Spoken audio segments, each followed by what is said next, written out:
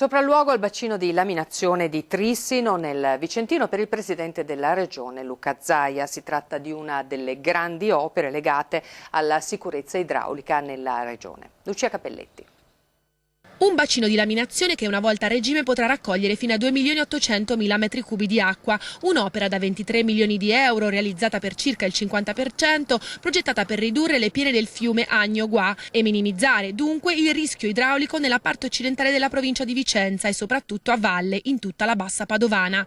Nel cantiere di Trissino, sopralluogo del presidente della regione Veneto Luca Zaia, che ha fatto il punto sull'avanzamento del maxi cantiere insieme agli 80 lavoratori impiegati. Fine 2017 per quanto riguarda le opere sia murarie e tutti quegli argini che sono in qualche maniera decidono lo spazio da riempire. Riusciremo a fermare già quest'anno circa 1 milione di metri cubi acqua in caso di emergenza. Dopo resterà da portare via il resto del materiale che si prevede sia finito entro il fine del 2018. Sul posto anche alcuni assessori e consiglieri regionali e i sindaci della zona, ai quali la regione ha promesso nuovi investimenti, progetti già approvati e in attesa di finanziamento. Noi abbiamo un bel po' di cantieri in apertura, penso a Pra dei Gai, abbiamo nel nostro programma Muson dei Sassi, la Colomberetta a Monteforte d'Alpone, Caldogno che fra l'altro abbiamo già concluso e molte altre opere ancora. Una per tutte l'ampliamento di Montebello che